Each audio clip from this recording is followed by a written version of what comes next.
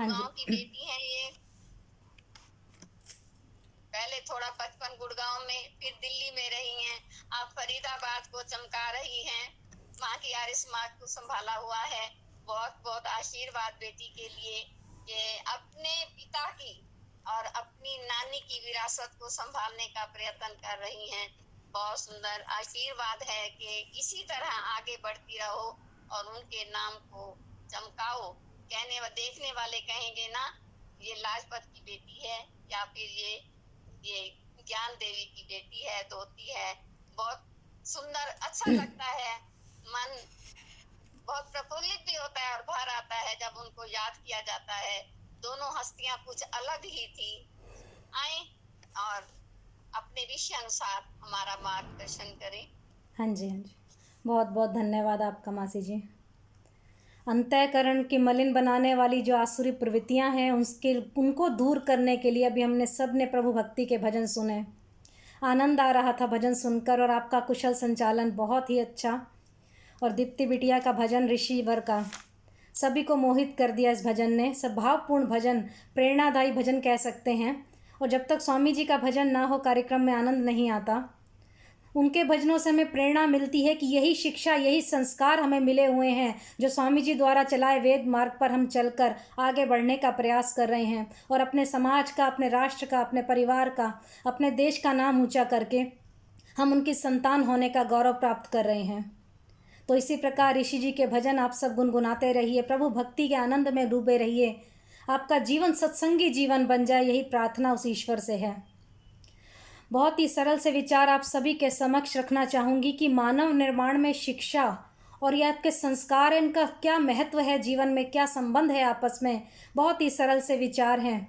और कहा जाता है, संत न छोड़े सतई, संत न छोड़े सतई, जो कटिक मिले असंत, चंदन भुगुआ बैठिया, तौ शीतलता न तजंत।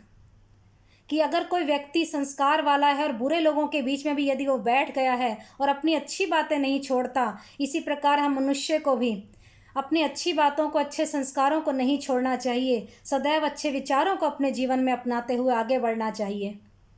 आप सभी बुज़ुर्ग बैठे हैं यहाँ, सब बड़ी उम्र के हैं, कुछ मेरे बराबर के भी हैं। बुज़ुर्गों से हमेशा ये बात सुनने को मिलती है कि यदि बच्चे को उपहार ना दिया जाए तो वो थोड़ी देर रोएगा, लेकिन अगर संस्कार ना दिए जाएं तो वह जीवन भर रोएगा।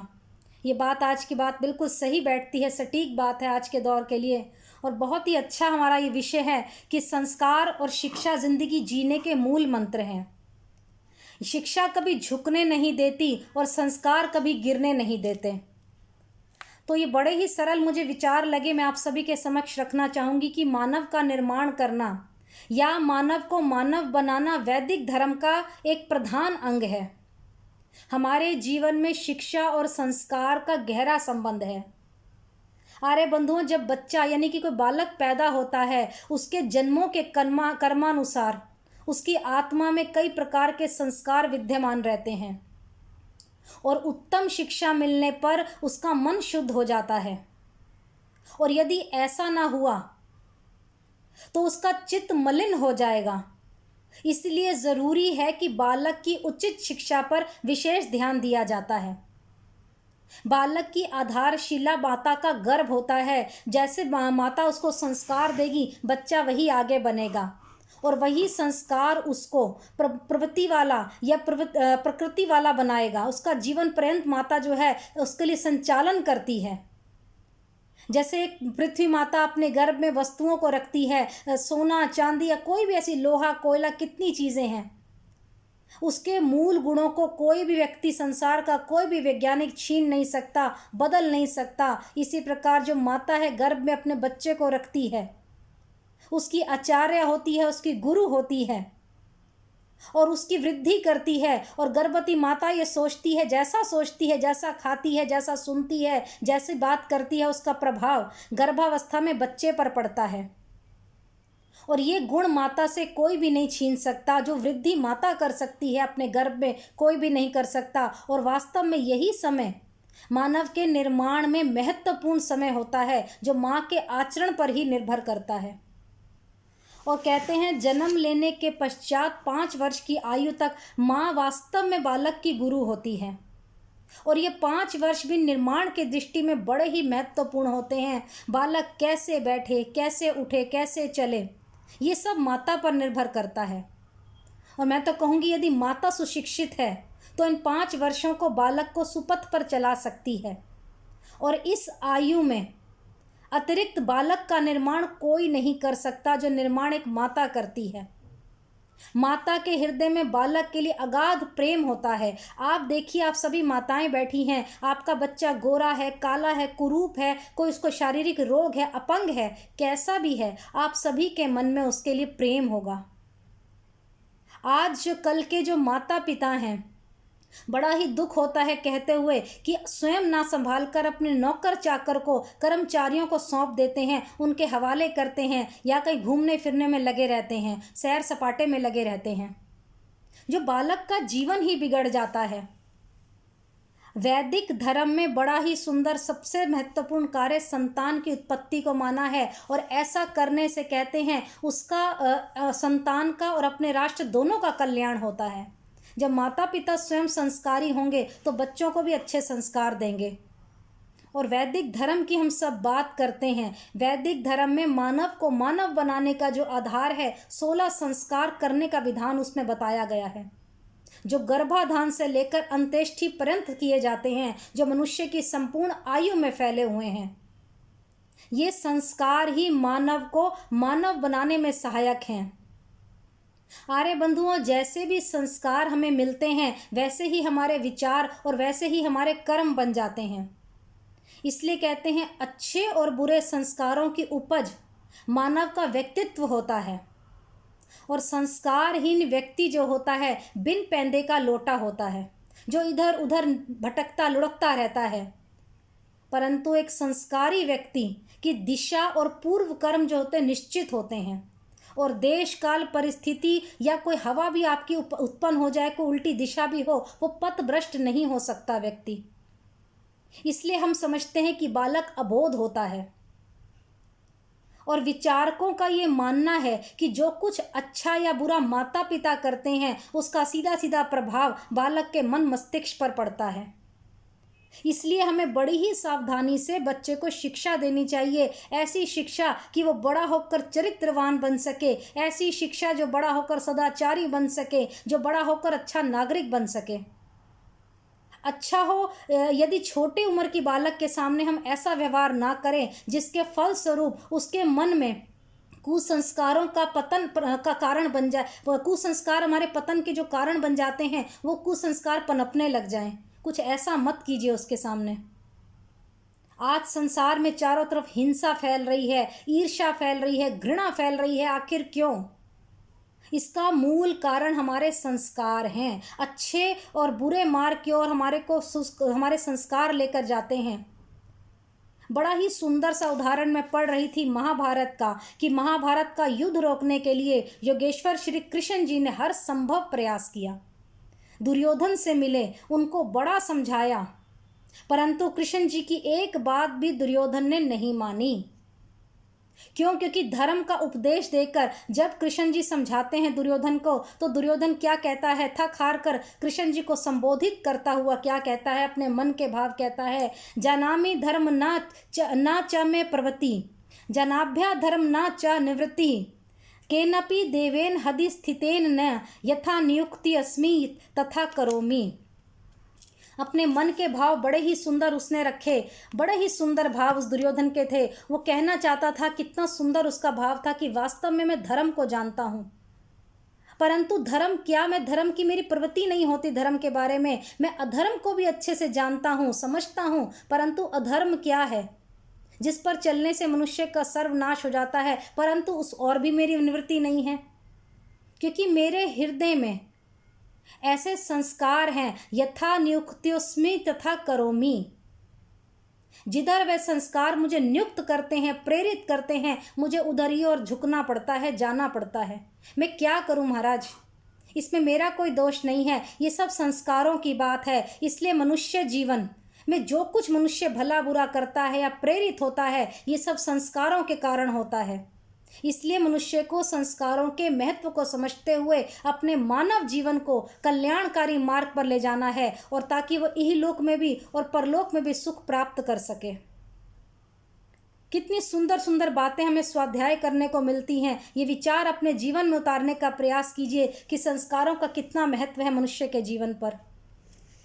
हमारे ऋषि मुनि जो होते हैं इतनी अच्छी अच्छी बातें लिखते हैं। मनीषियों जो थे उन्होंने संस्कारों के प्रति सेच की तरफ ध्यान देने की बात कही कि जो मानव हर समय क्या सोच रहा है, जैसे हमारे सोच विचार होंगे वैसे हमारे भाग्य का निर्माण होगा। इसलिए हमें प्रयत्न करना है कि हमारे संस्कार उत्तम हो, हमारा भविष्य उन्नत हो। और इतिहास बताता है कि अनेकों अनेक महापुरुष अपने माता पिता गुरुजनों की कृपा से ही जीवन में सफल हुए हैं। भारत के वर्तमान थोड़े टाइम पहले जो हमारे राष्ट्रपति थे, वर्तमान तो नहीं कह सकती क्योंकि वो गुजर चुके हैं, राष्ट्रपति महामहिम डॉक्टर अब्दुल पीजे कलाम जो थे, बड़ा ही उनका सुंदर उदाहरण अपने जीवन के संबंध में उन्होंने कहा कि हर बालक में एक विशेष गुण होता है। एक आर्थिक, सामाजिक, भावनात्मक परिवेश में कुछ जीवंत गुण होते हैं उसके, जो जन्म लेते समय साथ होते हैं उसके, फिर संस्कारों के अनुरूप उसे ढाला जाता है। और मुझे ये संस्कार अपने माता पिता से विरासत के रूप में मिले हैं। ईमानदारी है, अनुशासन है, माता पिता का ईश्वर भक्ति में विश्वास है। ये सारे भाव जो हैं, सारे गुण जो हैं मेरे अंदर और मेरे भाई बहनों के अंदर, सभी के अंदर ढले हुए हैं। उन्होंने अपने बचपन का कुछ उदाहरण सा दिया कि मेरे बचपन में 3 मित्र हुआ करते थे, बड़े पक्के दोस्त थे हम, रामानंद शास्त्री, अरविंद कुमार और शिव प्रकाशन। ये तीनों ही ब्राह्मण परिवार के थे। रामानंद शास्त्री जो थे रामेश्वर मंदिर के सबसे बड़े पुजारी लक्ष्मण शास्त्री जी के बेटे थे। अलग अलग धर्म, पालन पोषण, पढ़ाई हमारी अलग अलग थी, परंतु हम सब में बहुत ही प्यार था। हम में किसी में आपस में भेदभाव नहीं था।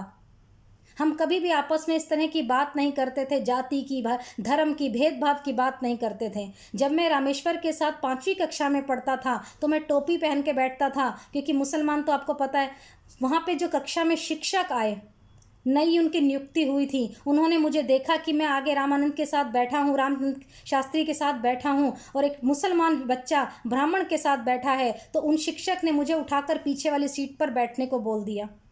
ये बात मुझे बहुत ही बुरी लगी और मेरे दोस्त को भी बहुत बुरी लगी। रामानंद शास्त्री को बड़े दिल को लगी। उसने घर जाकर अपने पिताजी से बात करी तो उनके पिताजी ने शिक्षक को डांटते हुए समझाया कि बालकों के दिमाग में इस तरह के संस्कार क्यों डाल रहे हो, सामाजिक असमानता की बातें, सांप्रदायिकता की बातें उनके दिमाग में पैदा क्यों कर रहे हो। या तो अभी के अभी तुम हमसे माफ़ी मांगो सबके सामने, या फिर ये पद तुम छोड़ दो। ये धर्मनिरपेक्ष की बातें, ये सारी बातें नौजवान शिक्षक जो था उसके मन में घर कर गई और अंतःकरण में उसके बदलाव आ गया।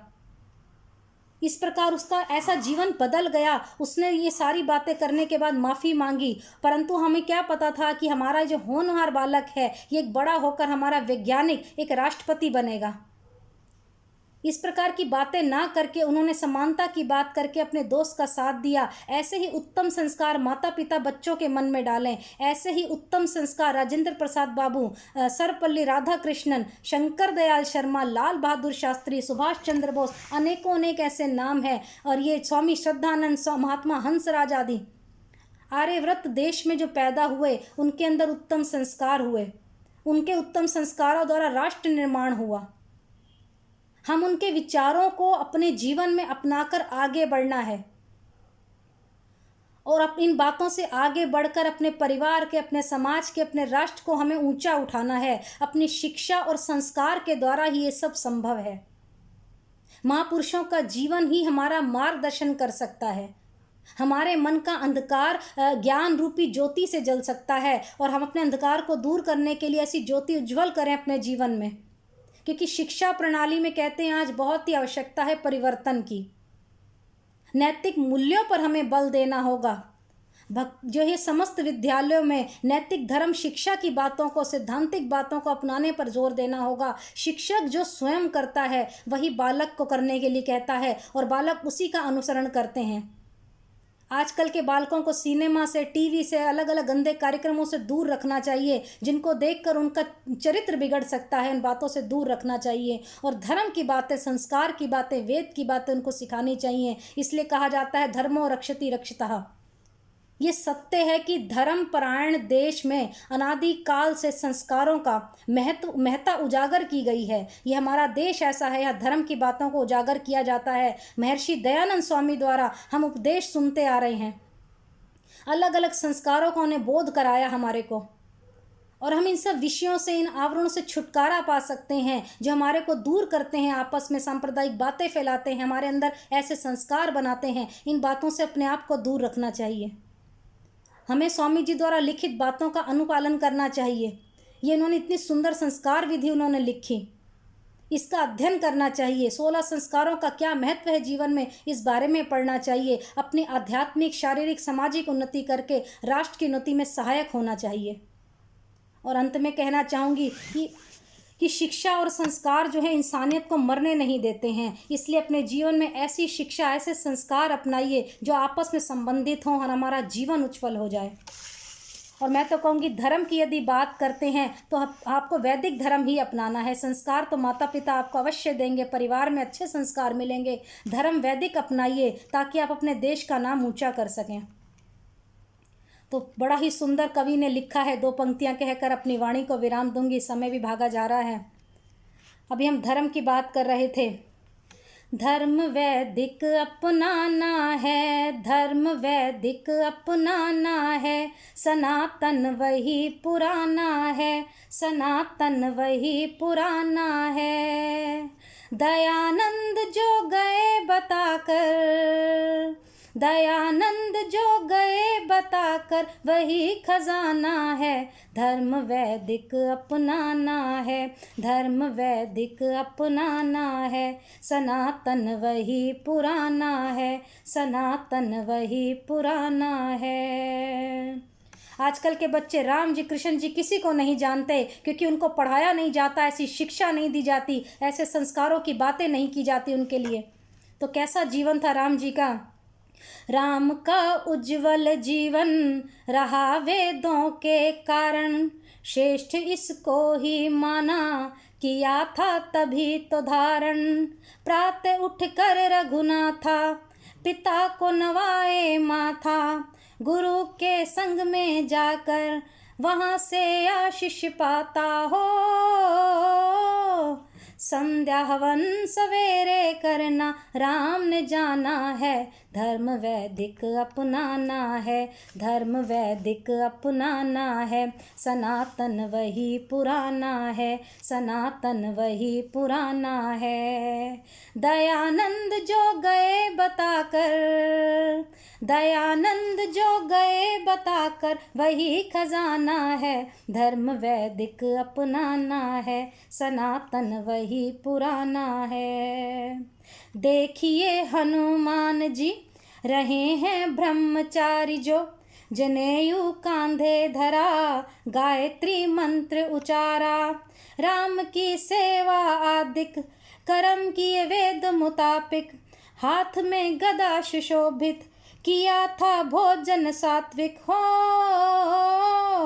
बंदर कहाने वालों का अब यही मानना है, धर्म वैदिक अपनाना है, सनातन वही पुराना है, धर्म वैदिक अपनाना है, सनातन वही पुराना है। आजकल के बच्चे, नर नारी कोई भी वैदिक धर्म नहीं अपना रहा, अलग अलग गुरुओं को अपना चुके हैं, अपने धर्म को भ्रष्ट करते जा रहे हैं। आजकल के नर नारी ये वैदिक रीति बिसारी, हवन संध्या नित्य त्यागे, दूर इनसे हैं भागे। नए नए पंथ है रचते, धर्म है इसे समझते, नए नए पंथ है रचते, धर्म है इसे समझते। दूर अज्ञान भगाओ, ये वैदिक धर्म निभाओ हो। हरीश चंद्र ऋषियों का ज़माना फिर से लाना है, धर्म वैदिक अपनाना है, धर्म वैदिक अपनाना है। सनातन वही पुराना है, सनातन वही पुराना है। दयानंद जो गए बताकर, दयानंद जो गए बताकर वही खजाना है, धर्म वैदिक अपनाना है, सनातन वही पुराना है, धर्म वैदिक अपनाना है, सनातन वही पुराना है। बोली वैदिक धर्म की जय। आप सभी अपने बच्चों को उत्तम संस्कार और शिक्षा देने का प्रयास कीजिए, आर्य समाज से जोड़ने का प्रयास कीजिए। सभी का जीवन यज्ञमय, योगमय, वेदमय बन जाए। बहुत बहुत धन्यवाद। बहुत अच्छा, बहुत सुंदर।